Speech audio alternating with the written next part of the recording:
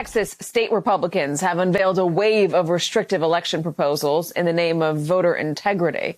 More than 24 bills are currently under consideration. The proposals would tighten ID requirements and voter rolls, limit early voting, increase penalties for errors, and cap polling location hours, essentially outlawing nearly every pandemic-era measure put in place to make more voting options available.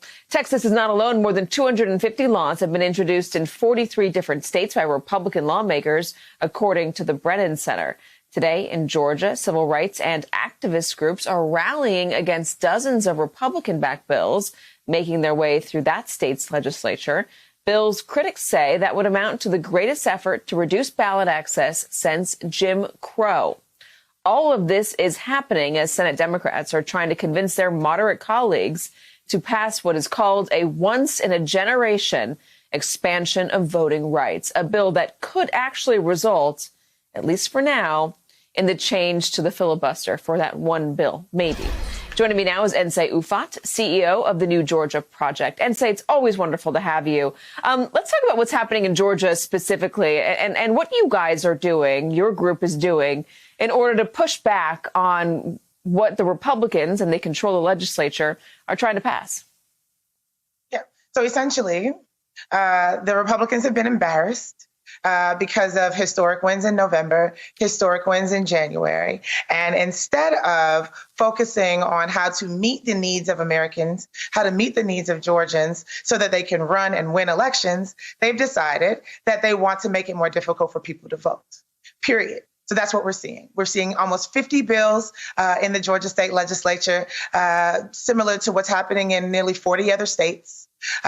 We're seeing a limit on drop boxes. We're seeing a limit on no excuse absentee voting, which was critical during the 2020 election cycle because it was one of the safest ways that most Georgians had to vote, safe in terms of managing their exposure to COVID, and safe in terms of having a paper trail because of Georgia's long and recent history of voter suppression. And so they're desperate. And instead of moderating their position and, again, doing the people's work to meet the needs of the American people, they're deciding to break the elections infrastructure in our country to hold on to power. It's desperate. Let us just add that no voting fraud was found, at least not voting fraud that would change the election in Georgia, not significant in any way. Let's talk about what voting rights activists and groups are doing to pressure big money, big corporations on this. What are you saying to groups like Coca-Cola, to Delta, et cetera, about what they can do to help the cause to make sure more people can vote?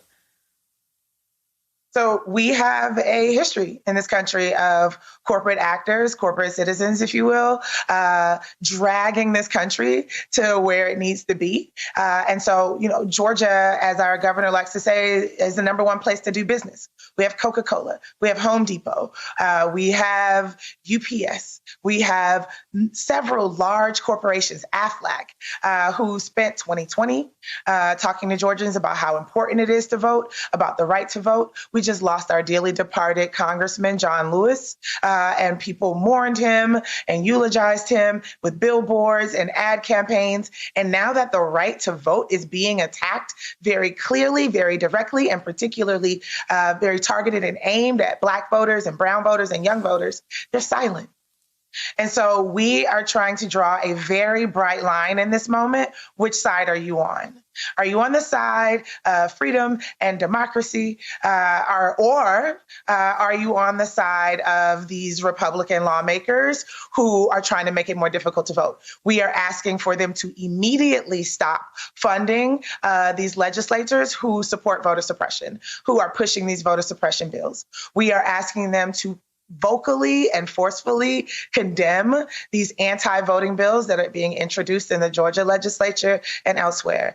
And then we're asking them to do what they can to make sure that their customers, that the hundreds and thousands of Georgia voters who are their employees know where they stand when it comes to the freedom to vote. That we want unmolested ballots. We want voters to vote without intimidation, and we want corporate actors to affirm that in this moment.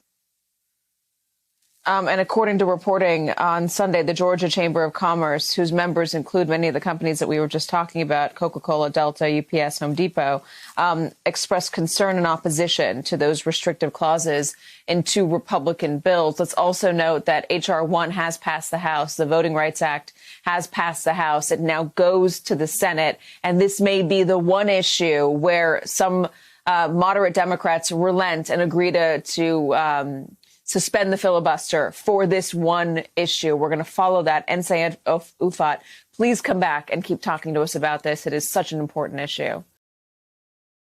Hey, thanks for watching our YouTube channel. You should know that you can follow today's top stories and breaking news and catch up on your favorite MSNBC shows all in one place.